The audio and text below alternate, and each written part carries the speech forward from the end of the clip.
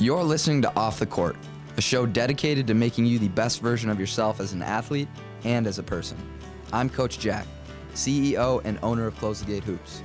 If you want to take your life and game to the next level, this is the podcast for you. Let's get it. Welcome back, Gatekeepers. Today we got episode 3, Being Addicted to Productivity. So today it's just going to be me, Coach Jack, today for the podcast. Sam is still out of town. He will be back, though, for Christmas break doing these podcast sessions. I actually wanted to stay away from solo podcasts just because it'll be better listening to more natural conversation between two people, and there's two different perspectives on a topic, not just one opinion. It's always good to be getting other ideas from other people. So basically what we're going to be doing today, guys, is a day in the life of what I do. And I'm not doing this because I'm egotistical and I want you guys to know how hard I work. I just want you to understand what it takes to truly grind, like the actual grind. Because you may think you're grinding, but someone is always outworking you and someone's still outworking me. But the way I schedule my day and the habits I built over time, I have now become addicted to productivity. And that goes right back to what I do with my students with the productivity notebook. How I make them write down what they do productively each day and not just about basketball. It's going to translate to so many other facets of their life that if I had to pick one thing that's the best thing about Close the Gate, it's that notebook. And that notebook, again, is what translated me into becoming addicted to the grind. Because all I wanted to do is just keep filling out more and more things on that notebook that I got done that day. So then I can see, wow, I had a really successful day today. I got better at a lot of things. I don't want to look at my notebook and see barely anything written down. That's a signal to me that I was almost like a bum, you know? Not a bum, that's a bad word, but I was lazy. I didn't get a lot done. So I strongly encourage you, gatekeepers, listeners, to start keeping a productivity log, meaning you'd write down the day today, whatever day it is today that you're listening to it on, you'd write down that day, underline it, and everything that you do productively throughout the day, write it down. And trust me, it does a lot more psychologically than you think. It's healthy for us. It's really good for us to see us being productive. Okay, and for the younger listeners out there, if you don't know what productivity is basically when you do something that makes you better at something for the future. So an example of something that is not productive would be video games. Yeah, you're increasing your thumb speed, but what is that going to help you with? Is that going to help you in sports? No. Is that going to help you later on in your life? No. I really don't know what video games would translate to later on in life that you made yourself better at. Another example would be TikTok. Man, kids waste so much time on TikTok now. It's literally insane. But it depends also what you're watching on TikTok if it's productive. Like if you follow Close the Gates page and you're getting new drills fed to you every single day, well then yeah, that's productive because you're going to translate those drills, use them, and then make your game better. So that, yeah, that's productive. But most of the time people just watch people dancing or prank videos or something completely for entertainment and wasting time. And that's what I really want to get to you guys is I have become addicted to productivity to the point where I can't waste time or I'll feel bad about myself. Even little seconds of the day, like if I pick my phone up aimlessly because I'm addicted to it, I'll get mad at myself because I know I just wasted a minute doing absolutely nothing on my phone. So basically what I'm going to take you through is what my normal day looks like running Close the Gate Hoops. And there are a lot of things that I go through and it is a grind. But the way I look at it is right now I'm probably going to be working the hardest I ever will in my entire life. Mainly because I'm trying to balance two things. I still don't know if I'm going to go back and play college basketball or just keep doing what I'm doing with Close the Gate and watch it continue to grow. It honestly depends on where we're at the end of summer next year. The way I look at it in terms of a business standpoint, I'm going to have people to hire later down the line.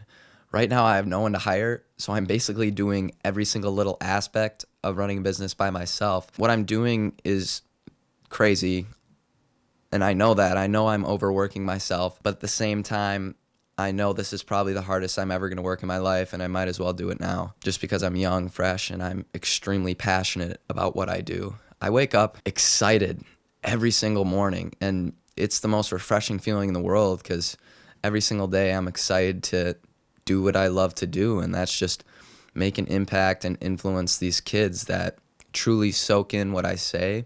I don't know how to describe it, but the day you do find your passion is the day that you'll be satisfied with why you're here, with why you're on earth. It's hard for me to describe when you know you have meaning to another person's life. I know these kids like soak up what I say because I see it inside them, and knowing how I affect their life is very gratifying. Let's dive right into it. A day in the life of Coach Jack. So on weekdays, I normally wake up around 5 a.m. And in terms of sleep schedule, you guys, and sleep consistency, the amount of hours definitely changes from person to person. But consistency is more important than the actual amount of hours you get in sleep. And what I mean by that is, say you got a kid that sleeps 9 hours one night, 7 hours the next, 10 hours the next night. That's extremely inconsistent sleep schedule, and you're going to be more tired because of that. When if you had one person who slept 7 hours a night, went to bed at the same time, woke up at the same time every single day, they're going to be much more refreshed because their sleep cycles are used to their routine and what you're doing. So if I had to urge you about bringing more energy levels into your sleep, I'd urge you to focus on more sleep consistency in terms of going to bed at the same time every night and waking up at the same time every morning. You'll become much more refreshed, and your body's going to get used to what you are doing. So don't focus on the amount of sleep you get, focus on your consistency if you want an increase in your energy levels throughout your day. I also use a sleep alarm to wake up. The app's called Sleep Cycle. I actually strongly encourage you all to go check that out. What this does is my alarm will wake me up when I'm out of my sleep cycle, meaning I'm not in deep sleep, because when you wake up when you're in deep sleep, that's when you wake up extremely tired. Have you ever had those days where you'll get like 11 hours of sleep, but you'll wake up super, super tired? That's because you woke up during your sleep cycle.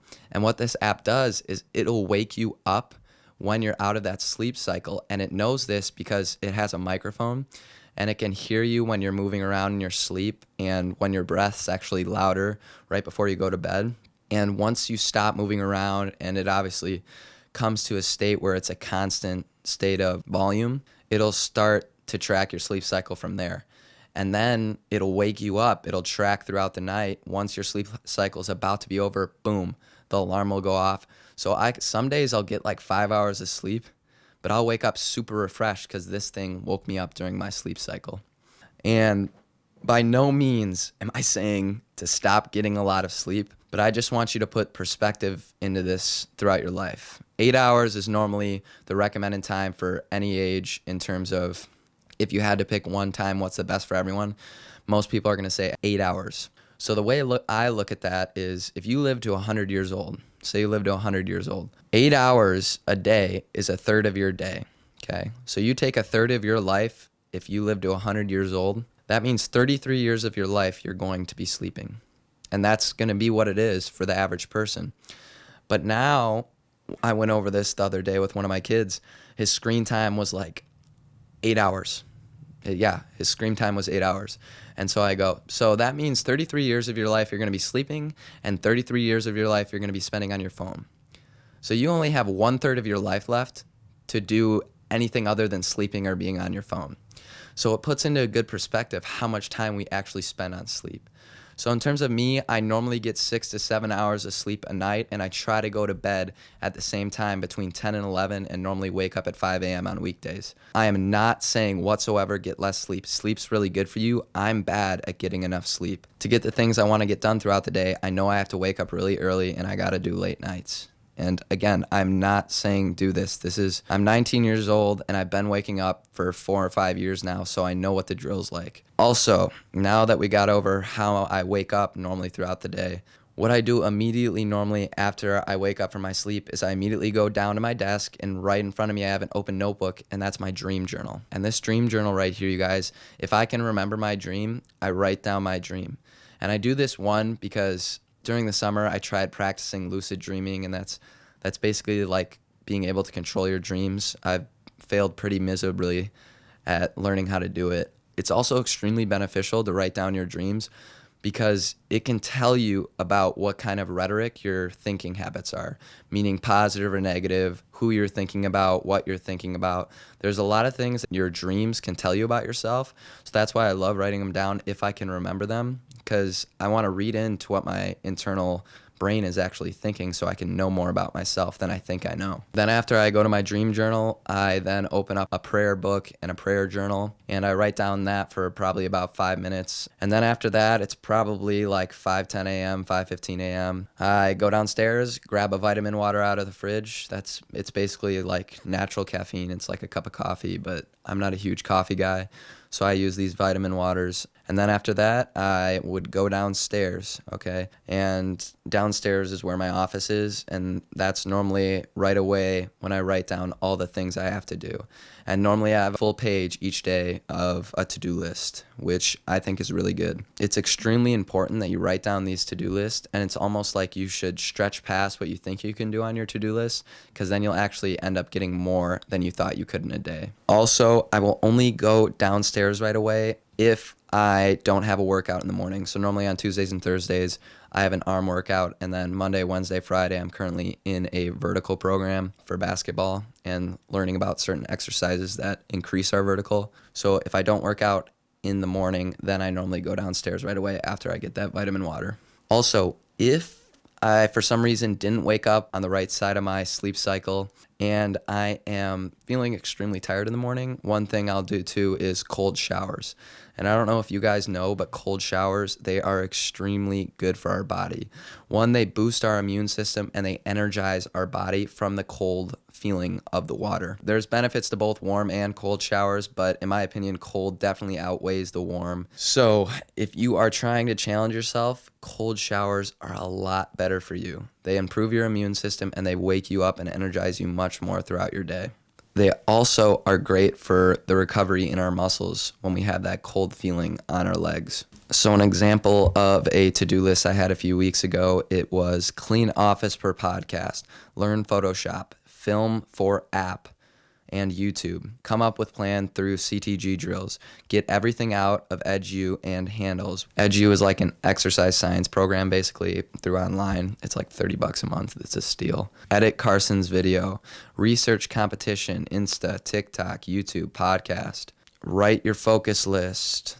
How does LinkedIn work? Look into website improvements. Social media not up to date. CTG contest. IGTV videos. How to read and chart numbers better. Barack and Will Smith practice speaking. Edit TikToks and past videos from overproduction. Research competition.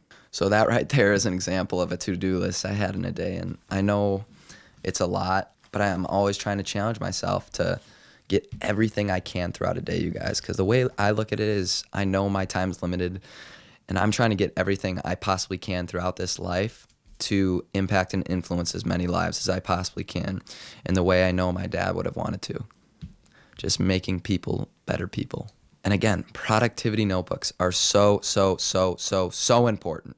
I really urge you guys to get a notebook out right now and start doing your productivity notebook for the day you're listening to this on. Another thing I also write in my productivity notebooks, you guys, is what I call a thought notebook, basically. And every single thought that I have that I think is relevant and that I don't want to forget, I'll write down in my productivity notebook.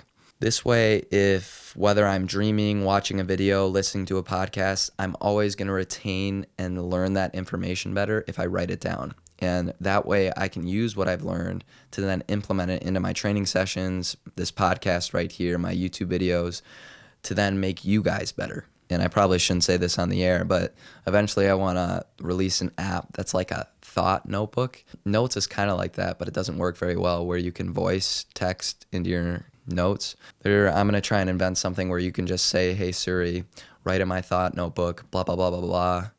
And then it'll record your thoughts and organize them automatically. Something of that nature I think could be extremely beneficial for everyone. Because if you had the ability to write down all your thoughts, you'd be 5 times smarter.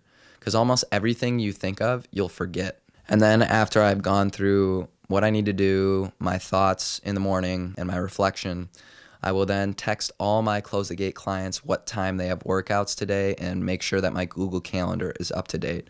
So in terms of organizing my day, I literally put everything on Google Calendar so I never forget anything, because my Google Calendar is completely filled. If I didn't put it on there, I would most likely forget. Then I start to work on my to-do list, and I do things throughout Close the Gate that would be business-like for about 3 to 4 hours. And then I'll go into what's eating a front-loaded breakfast. And during these 3 to 4 hours, like mainly what it's been consisting of, it's a lot of editing videos and producing content. And it's also a lot lately, I've been working on a new website that I'm going to transfer Close the Gate over to, where I can have the ability to buy training sessions and have the ability to buy programs that I'm going to make, and eventually a CTG app.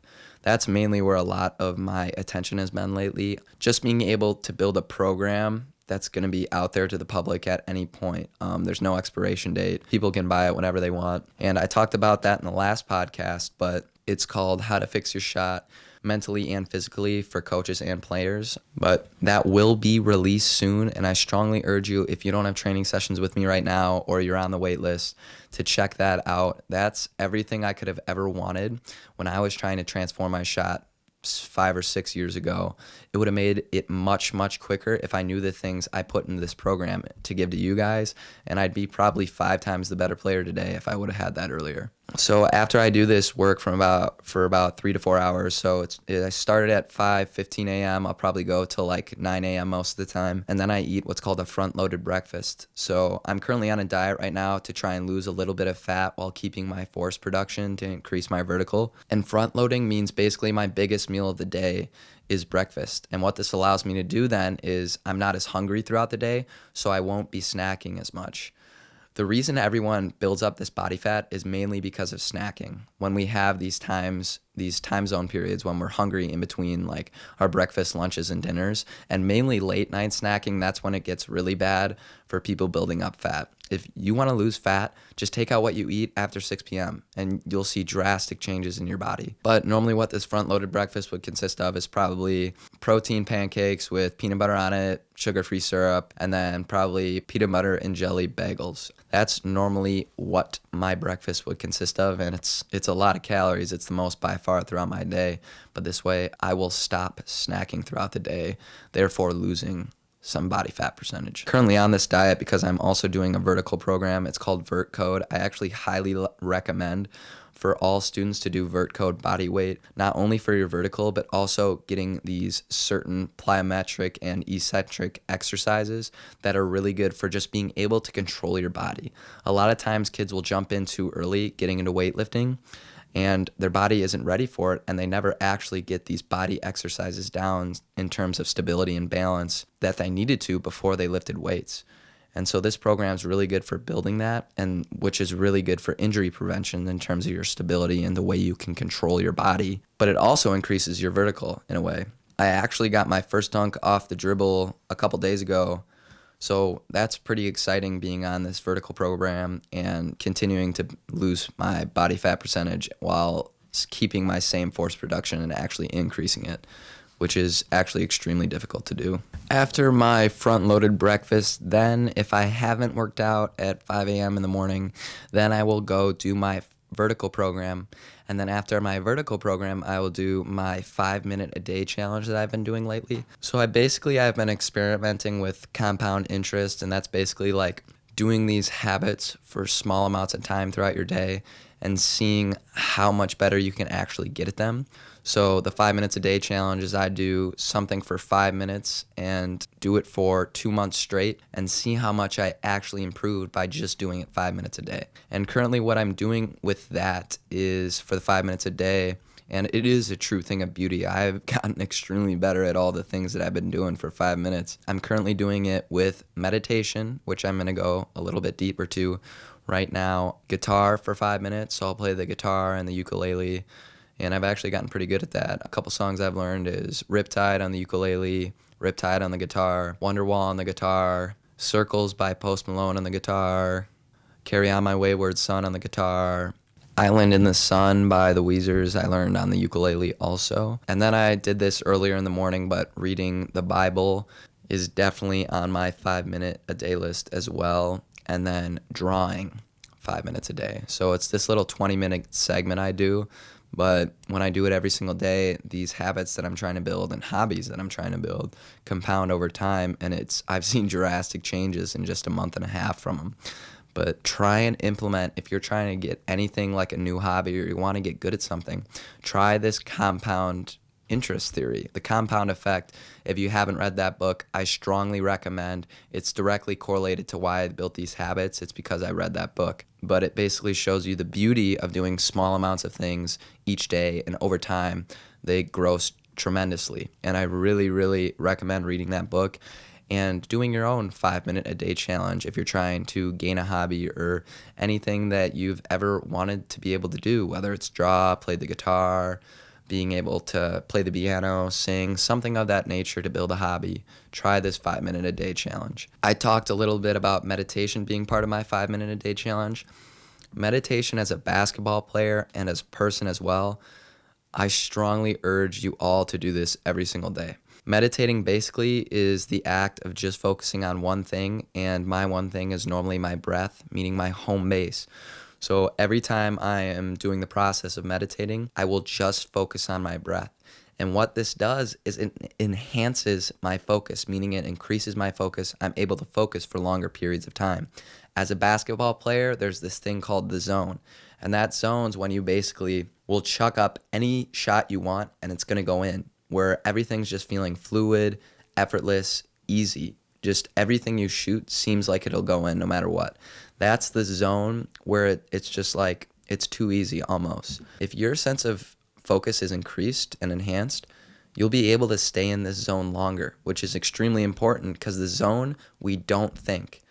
The more we think in basketball, the less accurate we become. The zone, we have absolutely zero thinking whatsoever. That's why we make every shot. If our focus is enhanced, then we have the ability to not think longer, which then in return increases us staying in the zone longer, which then in return increases our accuracy for longer periods of time. And if our accuracy is increased for longer periods of time, then we're going to perform better. Okay, and performing better means we're a better basketball player. But also, meditation increases our mood, and this is why it's important for all people to try this, not just athletes. Also, this gets into a topic I want to talk to you guys about, and I want you to define happiness for me. Right now, think of what you think happiness is in your head. Majority of people will say happiness is something like early Christmas morning as a kid or going on vacation with your family. See, this is why majority of the people in today's world are actually depressed and sad most of their life, because they don't actually understand what happiness means. That's why you see a lot of these famous people committing suicide or dying of overdosing on drugs, because they view themselves as having the perfect life. Everybody wants what they have, and when they don't feel that happiness with it 24/7, they become depressed about it. And you can't have this happiness feeling or the feeling of pure joy and high dopamine spikes, and dopamine's like those little spikes of happiness. Your dopamine's through the roof when you're Christmas morning as a kid. You can't have that feeling for long periods of time. And when you chase that feeling for long periods of time, the feeling dissipates over time. So actually not understanding what true happiness is causes depression for people. Now, I just said what happiness isn't. Happiness equals being content. And by content, I mean the fulfillment, the satisfaction, and just being okay with being okay. That's being content. True happiness is being content. And when we can understand this, we can actually live life happier. But also, meditating increases this part of our mood, this content feeling. If we are in a better mood as an athlete, we perform better in our training sessions. If we perform better in our training sessions, then we're going to perform better in the game. So while it also, mood is really directly correlated to all people to try out this habit, it also is directly correlated with how you perform in your training sessions. Okay, so meditating is extremely important for increasing your mood and your personality throughout your day. After I've done my vertical program workout and my 5-minute a day challenge, it's normally around time for lunch. And every Sunday, I meal prep for my meals throughout the week, which if you don't know how to do that, I strongly recommend. If you are on a diet, meal prepping is extremely important. Basically, meal prepping is the act of making all your meals on one day throughout your week. So what I do is I On Sunday, I'll make all my chicken, I'll make all my rice, and I'll make all my veggies. And that's what I have for lunch and dinner every single day throughout the week. And I also wanted to get in a little deeper of why I chose those foods for my diet in terms of losing body fat percentage and increasing force production. All those foods I just mentioned and all the ones I do in my meal prep and breakfast, lunch, dinner, none of them are processed. And processed foods are the reason we build body fat. And by processed foods, I mean foods that are preserved to last longer. And when we preserve foods for a long period of time, this actually sucks out the good macronutrients that are in our food. And macronutrients are like the good fats, the good carbs, and the good proteins.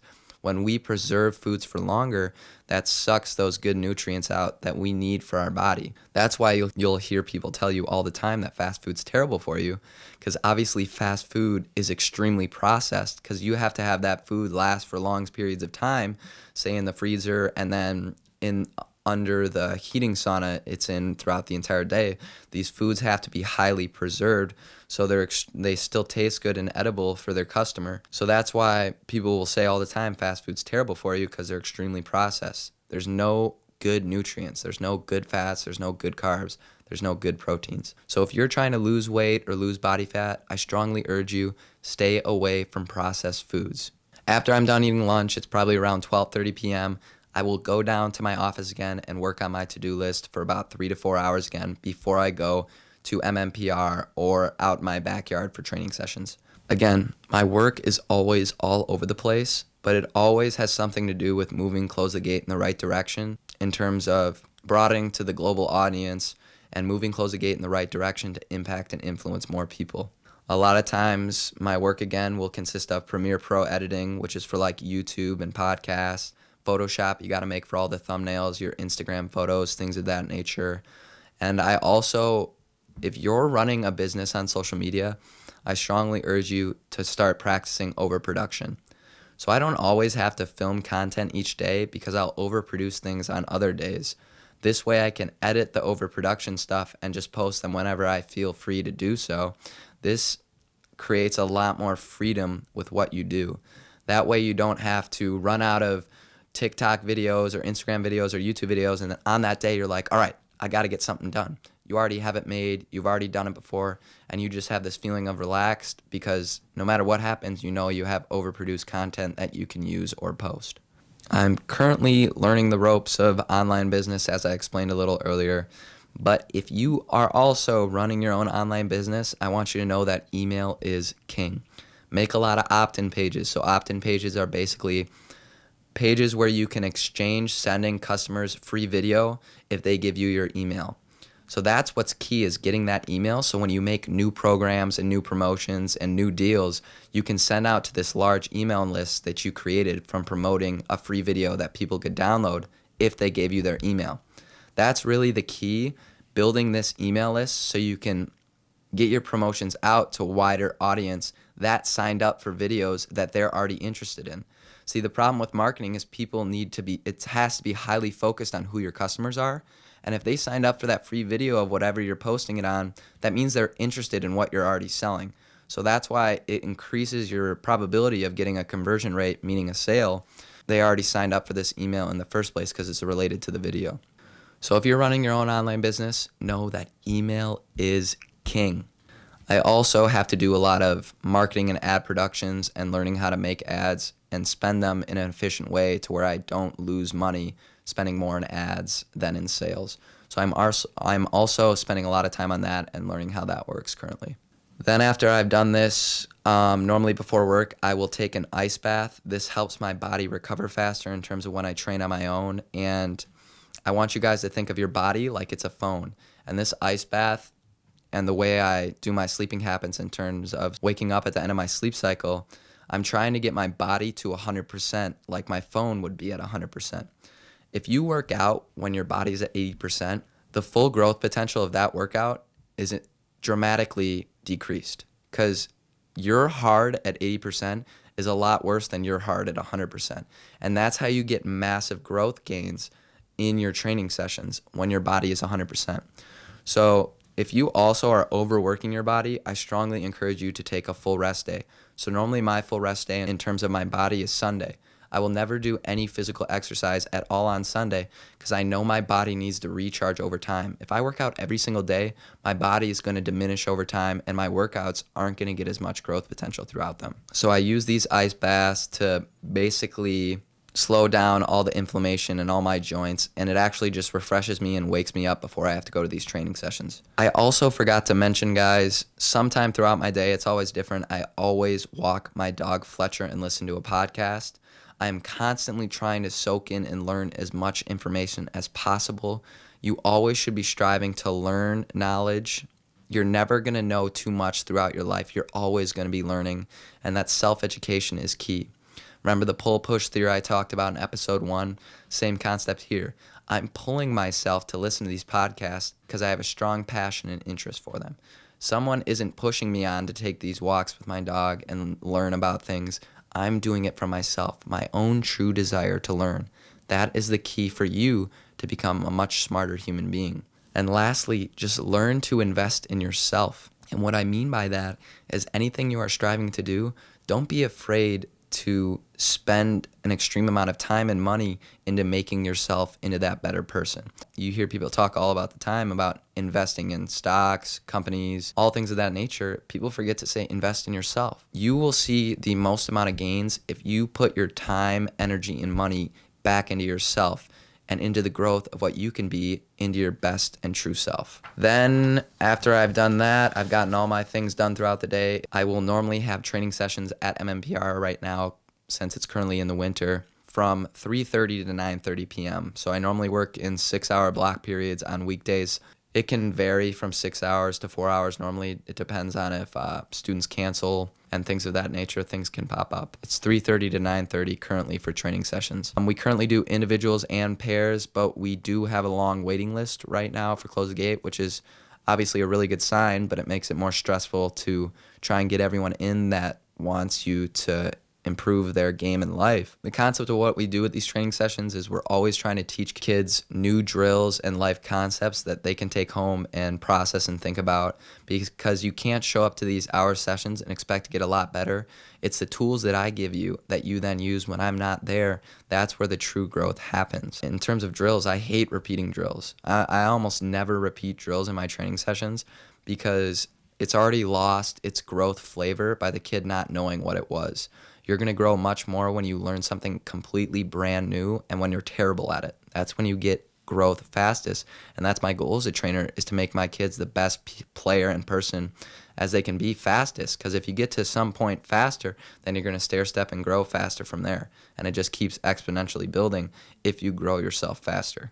And when I was talking about not repeating things, once they pass a certain skill building stage, then they normally move on, and it slowly increases dramatically in terms of difficulty over time. And then depending on the energy level I have after I'm done working at 9:30, some of my friends text me and they're up for 1v1 or 2v2, then I'll play them for as long as they want after work. Then normally I will get home and it's probably 10:30, 11 o'clock. That's on a really late day. And then after I get home, I will immediately take the hottest bath possible. And now if you're an athlete, this is going to be awesome for you to learn, but taking the hottest bath you possibly can right before you go to bed or at any time throughout the day is a cheat code to conditioning. And here's why. What happens to your body when you're in a hot bath is the same type of simulation when your heart is extremely conditioned, like when you're running on a court or you're running a mile, something of that nature. Your heartbeat is extremely accelerated. And this same type of thing happens when we're in a hot bath. Our heartbeat is extremely fast, which is the same type of simulation as it would be when we're in a basketball game. So if you've ever heard people say saunas are really good for you, they're right. It is really good for you because it accelerates your heartbeat just like it would be when we're doing conditioning drills. Hot baths are the same thing as saunas. They do the same thing to your body, and it actually cleanses your body, and it's good for the immune system because you're almost detoxing all this sweat and everything you ate throughout the day. All it takes is a little mental toughness, sitting in this extremely hot bath, and you got yourselves a cheat code to being a better runner. Then I will normally go to bed right after that, and I try to get at least 6 to 7 hours of sleep a night, and then the process repeats the next day. In recap, you guys, I know my day is an extreme of what productivity looks like, but this all goes back to what happened a few years ago when my dad forced me to make a productivity notebook. And it now has translated into a person in myself that's addicted to productivity. And I can only strive for getting better at something.